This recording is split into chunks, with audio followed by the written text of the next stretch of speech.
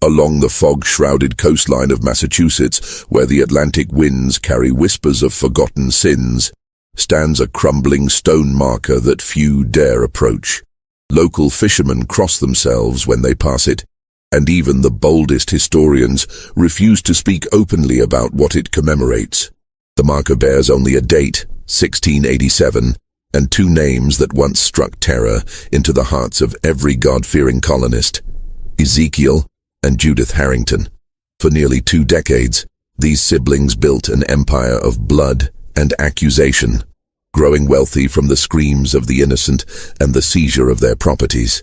But when their unholy union produced twin children so grotesquely malformed that even the most hardened physicians fled in horror, the people whispered that divine justice had finally found them. What really happened in that isolated manor house, where 8-year-old children with twisted bodies and brilliant minds plotted against their own parents, remained buried beneath layers of fear and superstition, until now.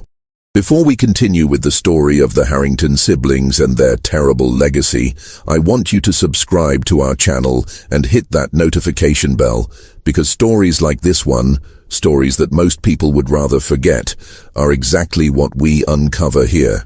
Also, let me know in the comments what state or city you're listening from, as these dark tales are scattered across every corner of America. The truth about the Harrington fortune and its cursed inheritors reveals a level of calculated evil that would make even the most hardened observer question what humanity is truly capable of when greed overrides conscience. The Massachusetts Bay Colony of the 1660s existed in a state of perpetual religious fervor and economic struggle. Small coastal communities like Wickham's Harbor, a settlement of barely 300 souls nestled between rocky cliffs and pine forests, survived on fishing, farming, and an uneasy relationship with the supernatural beliefs that governed every aspect of colonial life. The Puritan doctrine demanded constant vigilance against Satan's influence, and in such isolated communities, suspicion could spread faster than wildfire. Ezekiel Harrington, at 28 years old, possessed the sharp features and piercing grey eyes that would later become synonymous with accusation and judgment. His younger sister Judith, 25 and equally striking in her austere beauty, shared the same angular jaw and cold demeanor. But where Ezekiel commanded attention through presence, Judith wielded influence through whispered words and carefully planted doubts. Both siblings had received education unusual for their station. Their father, a failed merchant from Boston, had insisted on teaching them to read, write, and most importantly, to understand the legal intricacies of property ownership and inheritance law. When their parents died of fever in 1663, leaving the siblings with little more than a modest farmhouse and mounting debts, they faced the same bleak prospects as countless other young colonists. But unlike their neighbors who turned to honest labor or trade, the Harrington siblings recognized an opportunity in the growing hysteria surrounding witchcraft. Communities throughout New England had begun employing witch-finders, individuals who claimed special knowledge in identifying servants of Satan.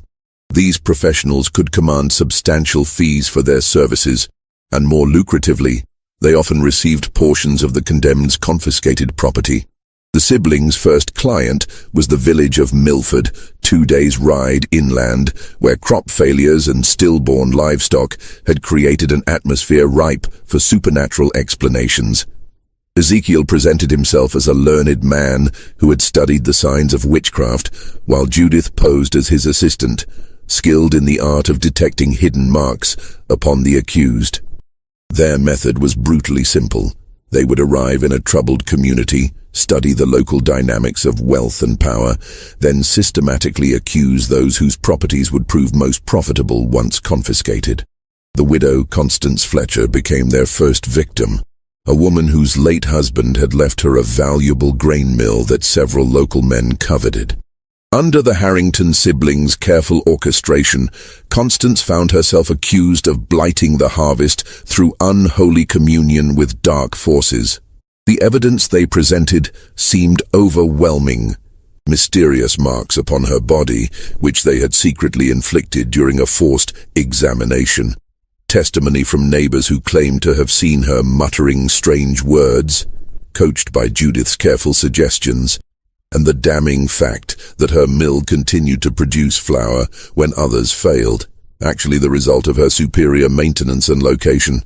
Constance Fletcher was hanged on November 15, 1664, and her mill was divided between the town and the Harrington siblings as payment for their services. But this was merely the beginning of an enterprise that would eventually span 8 different communities and claim the lives of 57 innocent people over the course of 15 years. The decision for Ezekiel and Judith to marry came not from any romantic inclination. Such unions between siblings were technically possible under colonial law when justified by compelling circumstances, but from cold, practical calculation. By 1675, the siblings controlled assets worth more than £15,000, an enormous fortune by colonial standards. They owned property in 9 different communities, held mortgages on dozens of farms and businesses, and possessed detailed records of their various criminal activities spanning more than a decade. The problem they faced was one of inheritance and security. If either sibling married outside the family, their spouse would gain legal rights to a portion of their wealth, and more dangerously, potential access to the carefully guarded secrets that had made their fortune possible. Similarly, if either sibling died without direct heirs, complex inheritance laws might result in their assets being distributed among distant relatives or even claimed by the colonial government. Their solution demonstrated the same ruthless pragmatism that had characterized their entire careers. Ezekiel, as the elder sibling, would marry Judith in a private ceremony performed by a corrupt minister they had compromised during a witch trial in Salem Village. The union would be kept secret from the wider community, presented instead as a business partnership between confirmed spinster and bachelor who had dedicated their lives to serving God through the identification and elimination of supernatural threats. The secret wedding took place on December 21st, 1675, during the winter solstice, a date chosen for its symbolic significance rather than any supernatural beliefs. The ceremony was held in the basement of their manor, witnessed only by the corrupt minister and 2 servants who had been threatened into silence. The wedding itself was a mockery of Christian tradition, performed not in celebration of love or spiritual union, but as a legal maneuver designed to protect their accumulated wealth and shared secrets. The pregnancy that began in early 1676 seemed to validate the siblings' confidence in their unholy arrangement. Judith's condition progressed normally through the first several months, with no signs of complications or abnormalities. The siblings hired a skilled midwife from Boston, paying her an extraordinary fee to relocate temporarily to their manor and provide the best possible care. They ordered special foods, imported medicines, and even commissioned matching cradles crafted from the finest mahogany and fitted with silk bedding suitable for children destined to inherit great wealth. But as Judith's pregnancy advanced into its final trimester, subtle signs began to emerge that something was terribly wrong. The first indication came during the 7th month, when Judith began experiencing movements that the midwife described as unusual in their violence and coordination. Sarah Whitcomb, the experienced midwife who had delivered more than 300 babies throughout her career, had never felt fetal movements quite like those occurring within Judith's womb.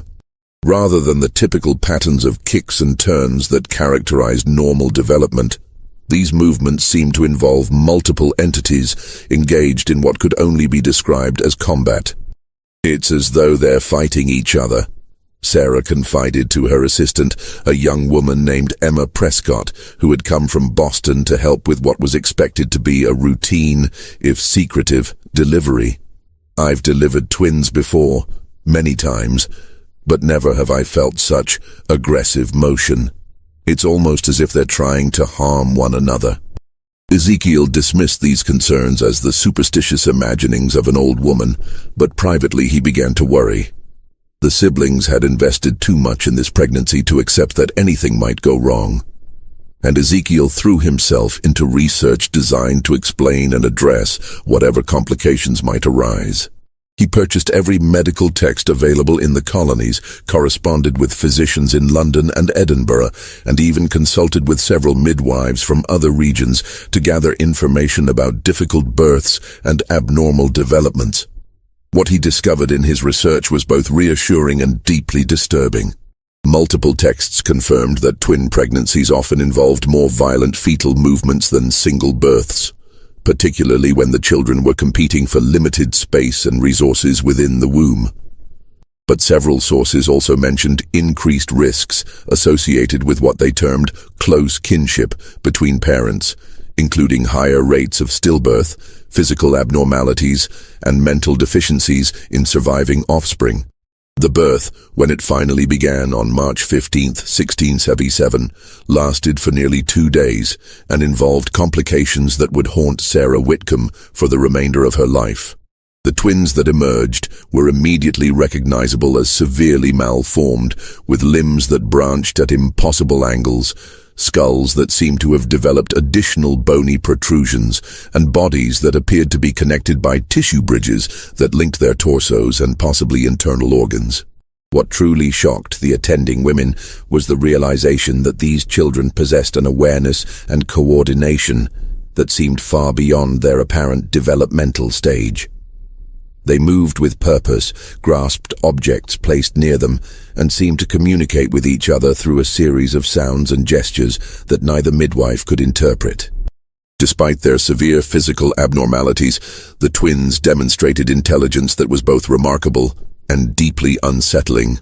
The children, whom Ezekiel and Judith named Gabriel and Raphael, choosing biblical names that might provide some protection against supernatural interpretation of their condition, survived their difficult birth and began to grow in ways that defied every expectation about children born with such severe deformities. By their first birthday, it was clear that their intelligence far exceeded normal developmental milestones, even as their physical limitations became more pronounced. The years between 1677 and 1685 marked both the height of the Harrington siblings' power and the beginning of their greatest challenge. As Gabriel and Raphael grew from infants into children, their unique combination of severe physical deformities and extraordinary intelligence created problems that went far beyond simple medical care.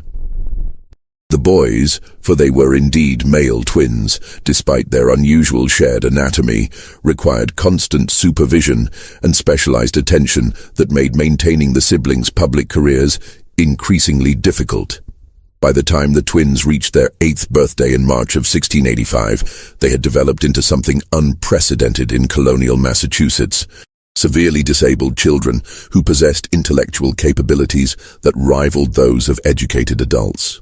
Despite their inability to walk normally or engage in typical childhood activities, Gabriel and Raphael had taught themselves to read by age 4, had mastered basic mathematics by age 5, and by their 7th year were engaging in philosophical discussions that would have challenged university students.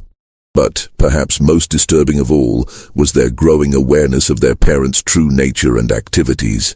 The twins had been kept isolated within the manor for their entire lives, officially to protect them from cruel stares and supernatural fears, but actually to prevent anyone from witnessing their condition and connecting it to divine judgment upon their parents' crimes. This isolation, however, had given them unprecedented access to their parents' private conversations, business records, and planning sessions for their various criminal enterprises. Gabriel and Raphael had developed an uncanny ability to remain silent and motionless when adults entered their vicinity, leading Ezekiel and Judith to discuss sensitive matters freely in their presence, assuming the children were too young or too disabled to understand what they were hearing. This assumption proved to be a catastrophic mistake that would ultimately lead to the siblings' destruction. By 1685, the twins possessed detailed knowledge of their parents' witch-hunting operations, including specific information about manufactured evidence, bribed witnesses, and the systematic murder of innocent people for financial gain. More significantly, they had begun to understand that their own physical condition was not the result of divine judgment or random misfortune, but rather the direct consequence of their parents' decision to marry within their bloodline, to protect their criminal empire. This understanding had filled the children with a mixture of rage, grief, and determination that was remarkable in its intensity and sophistication. Despite their physical limitations and their complete dependence on their parents for basic care, Gabriel and Raphael had begun planning ways to expose the truth about the Harrington criminal enterprise and secure justice for their parents' victims. The twins' first opportunity to act on their knowledge came in the summer of 1685, when a young woman named Margaret Caldwell arrived at the manor seeking employment as a servant. Margaret was the daughter of one of Ezekiel and Judith's earlier victims, a blacksmith named Thomas Caldwell, who had been executed for witchcraft in 1679 after the siblings had orchestrated his accusation to acquire his valuable forge and prime real estate in the center of Hadley's Crossing. Margaret had no idea that the Harrington siblings were responsible for her father's death. She knew only that they were wealthy, respected members of the community who might provide employment for a young woman left destitute by family tragedy. What she discovered during her residence at the manor, however, was evidence that would eventually lead to the most significant witch trial scandal in colonial American history. The twins' strategy for communicating with Margaret was both ingenious and heartbreaking. Despite their severe speech impediments and physical limitations, they had developed ways of leaving written messages in locations where she would find them during her cleaning duties. These messages began simply with basic information about hidden documents and suspicious financial records, but gradually expanded to include detailed instructions about where to find evidence of their parents' crimes. More importantly, Gabriel and Raphael had learned to distinguish between their parents' different visitors, and had developed ways of warning Margaret when particularly dangerous individuals were scheduled to arrive at the manor.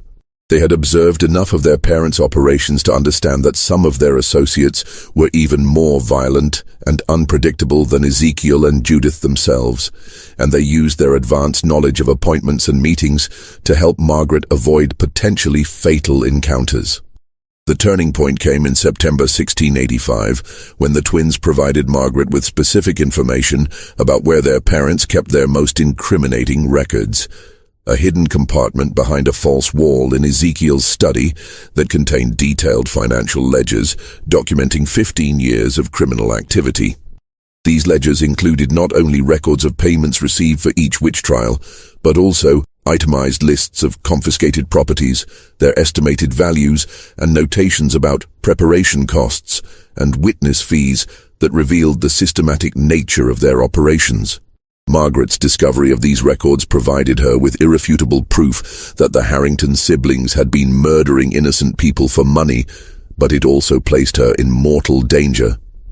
She understood that if Ezekiel and Judith discovered her knowledge, they would not hesitate to eliminate her using the same methods they had perfected against their other victims.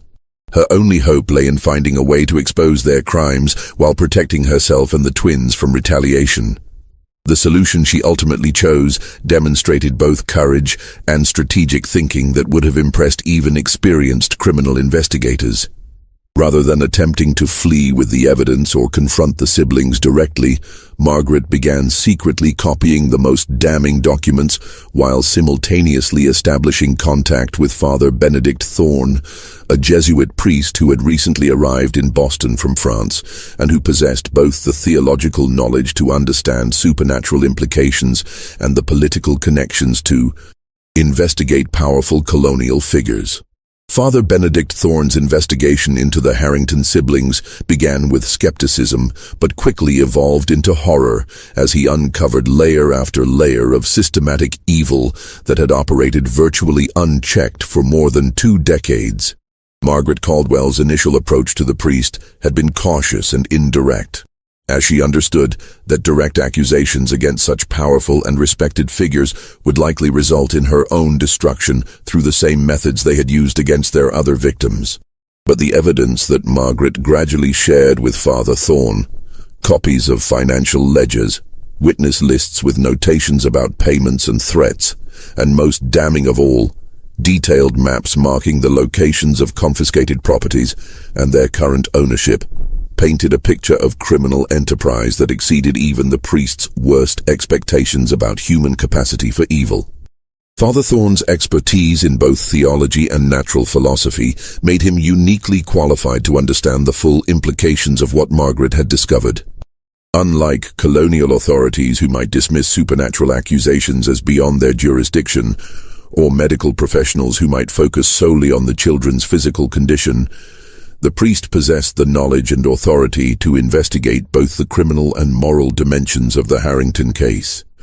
His decision to visit the manor in October 1685 was presented to the siblings as a routine pastoral call. The new priest, seeking to introduce himself to prominent members of the colonial community and offer spiritual guidance to a family that had suffered the tragedy of difficult births.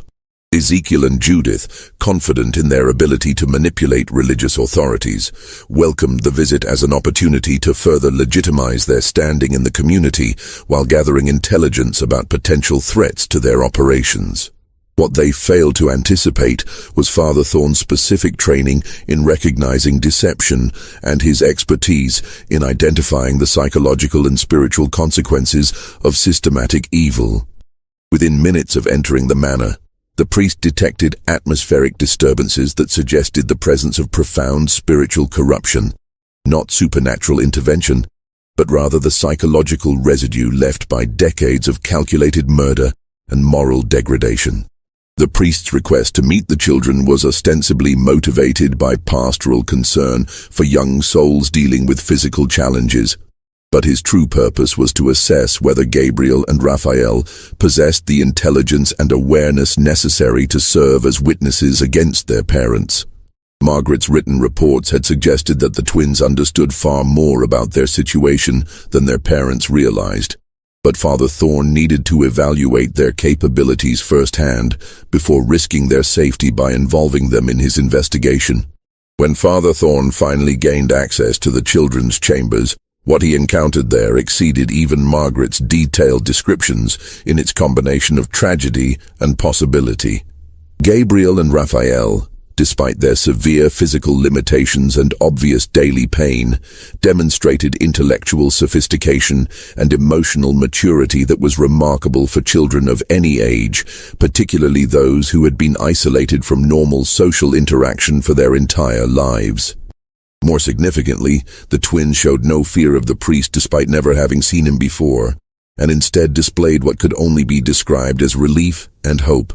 They had clearly been waiting for someone with the authority and courage to challenge their parents, and they immediately began attempting to communicate information about crimes they had witnessed and evidence they had observed being hidden or destroyed.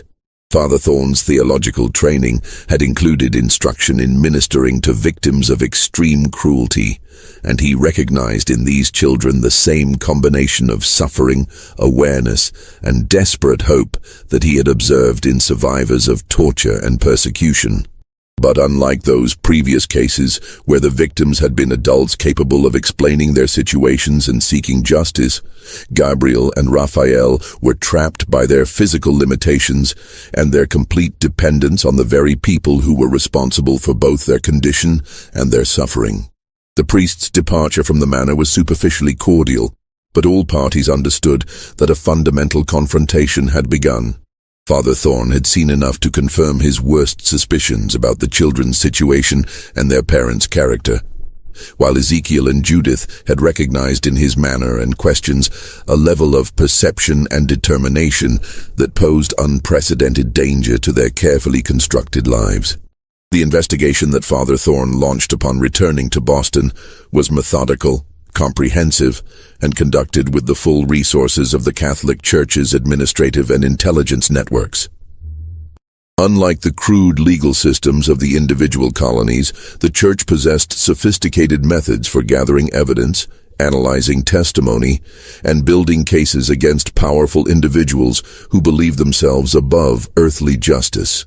Within 3 weeks, Father Thorn had assembled a complete dossier on the Harrington siblings' activities, including financial records subpoenaed from colonial banks, testimonies from surviving relatives of their victims, and most damning of all, a detailed confession from Marcus Fletcher, a former accomplice who had helped plant evidence and coach witnesses for several witch trials in exchange for or payment and protection from his own legal troubles. Marcus Fletcher's confession revealed the true scope of the Harrington criminal enterprise, including details about their methods for selecting victims, creating false evidence, and coordinating with corrupt officials to ensure favorable legal outcomes. But more importantly for Father Thorne's purposes, Fletcher's testimony included specific information about the siblings' decision to marry each other and their explicit discussions about using their children's condition to further expand their wealth through private exhibitions to wealthy individuals curious about medical anomalies. This revelation added an additional layer of horror to an already overwhelming case. Ezekiel and Judith had not only condemned innocent people to death for financial gain, but they had also brought children into the world through an incestuous union specifically designed to protect their criminal empire, and they were now planning to exploit their offspring's suffering for additional profit. But Father Thorne's most powerful weapon in his campaign against the Harrington siblings proved to be the children themselves. Gabriel and Raphael, despite their youth and physical limitations, possessed detailed memories of conversations and events that provided crucial corroboration for the evidence found in their parents' records. More importantly, their obvious intelligence and moral awareness made them compelling witnesses whose testimony could not be dismissed as the fantasies of damaged minds. The priest's careful interviews with the twins, conducted during secret visits arranged by Margaret Caldwell, revealed a level of systematic abuse and exploitation that went far beyond simple neglect. Ezekiel and Judith had not only hidden their children from the world to protect their own reputations, but they had also used the twins' isolation and dependence to conduct psychological experiments designed to test the limits of human endurance and adaptability. Gabriel and Raphael described years of being subjected to painful medical procedures without anesthesia, being forced to perform intellectual tasks under threat of withdrawn food or comfort, and being used as subjects for their parents' theories about the relationship between physical deformity and mental capacity. Most horrifying of all, they revealed that their parents had been systematically documenting their development and behavior with the intention of selling detailed reports to European physicians interested in the effects of consanguinity on human offspring. The final months of 1685 brought escalating tension to the Harrington manor as multiple forces converged to threaten the siblings' carefully constructed empire of blood and deception. Father Thorne's investigation had reached the point where he possessed irrefutable evidence of their crimes, but he faced the delicate challenge of exposing such powerful and dangerous individuals without triggering a violent response that might endanger the children and other potential witnesses. Meanwhile, Gabriel and Raphael had grown increasingly bold in their efforts to assist in their parents' downfall, using their privileged position as isolated invalids to observe and document activities that even Margaret Caldwell could not safely witness. The twins had developed sophisticated methods for recording information despite their physical limitations, creating hidden caches of written evidence that detailed their parents' ongoing criminal activities and future plans. The children's growing defiance had not gone unnoticed by their parents, who had begun to suspect that their offspring possessed more awareness and capability than they had previously realized. Ezekiel and Judith's response to this suspicion revealed the complete absence of natural parental affection that had characterized their relationship with the twins from birth. Rather than feeling pride in their children's intelligence or concern for their well-being, the siblings viewed Gabriel and Raphael's developing autonomy as a potential threat to their security. The crisis that would ultimately bring the entire criminal enterprise crashing down began in early December 1685, when Ezekiel discovered evidence that someone had been accessing his hidden financial records. Scratch marks on the false walls, concealed hinges, and displaced dust patterns on the documents suggested repeated unauthorized entry to his most sensitive files. More disturbing still was the realization that whoever had gained access possessed sufficient knowledge to identify the most incriminating materials, Pages containing direct references to bribery, witness intimidation, and property fraud had been subtly marked with tiny pencil dots that would be invisible to casual inspection, but clearly indicated systematic study. Ezekiel's immediate suspicion fell upon Margaret Caldwell, whose position as household servant provided her with both opportunity and motivation to spy on her employers. But when he and Judith subjected Margaret to brutal interrogation using techniques they had perfected during their witch-hunting career, they discovered that while she indeed possessed knowledge of their crimes, she could not possibly have been responsible for all of the security breaches they had detected. The truth that their own children had been systematically gathering evidence against them for months was so far outside their psychological framework that neither sibling initially considered the possibility. They had become so accustomed to viewing Gabrielle and Raphael as helpless dependents, whose physical limitations rendered them essentially harmless, that they could not conceive of the twins as active threats to their security. This blindness to their children's capabilities proved to be a fatal miscalculation that would ultimately cost them everything they had worked to build. While Ezekiel and Judith focused their suspicions on external threats like Margaret Caldwell and Father Thorne, Gabriel and Raphael continued their intelligence-gathering activities with increasing sophistication and boldness. The twins had developed communication methods that allowed them to coordinate their efforts despite being physically separated during most daily activities. They used a combination of written messages, coded sounds, and even manipulation of household objects to share information and plan their next moves. Their physical limitations, which their parents viewed as guarantees of helplessness, had actually forced them to develop intellectual and observational skills that far exceeded those of normal children their age.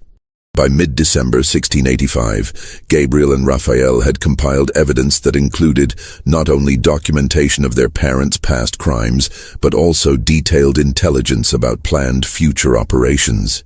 They had learned that Ezekiel and Judith were preparing to expand their activities into the Connecticut River Valley, where recent Indian raids had created community tensions that could be exploited for profit through accusations of supernatural collaboration with hostile forces. More immediately threatening was the twins' discovery that their parents had begun planning their elimination as potential witnesses and security risks. Gabriel and Raphael had overheard discussions about tragic accidents that might befall disabled children during the harsh winter months, and they had observed their parents making preparations that suggested an intention to dispose of them before spring arrived. The children's response to this threat demonstrated both their remarkable intelligence and their profound understanding of their parents' psychology. Rather than attempting to flee or simply warning Father Thorne about their immediate danger, Gabriel and Raphael chose to accelerate their evidence-gathering activities while simultaneously laying the groundwork for a final confrontation that would expose the full scope of their parents' evil. Their plan was both elegant and terrible in its sophistication. They would use their parents' own methods against them, orchestrating a scenario that would force Ezekiel and Judith to reveal their true nature in the presence of witnesses who possessed the authority and credibility to ensure justice. The twins understood that their physical condition made them unlikely to survive any direct conflict with their parents, but they were willing to sacrifice themselves if their deaths could guarantee the exposure of crimes that had claimed dozens of innocent lives. The opportunity they had been waiting for came on December 21st, 1685, the 10th anniversary of their parents' secret wedding, and a date that Ezekiel and Judith always marked with private celebrations that revealed their true personalities more clearly than any other occasion. This annual ritual, which the siblings viewed as a commemoration of their successful partnership in evil, provided Gabriel and Raphael with the perfect setting for their final gambit. Just when we thought we'd seen it all, the horror in the Harrington Manor intensifies. If this story is giving you chills, share this video with a friend who loves dark mysteries, hit that like button to support our content, and don't forget to subscribe to never miss stories like this. Let's discover together what happens next.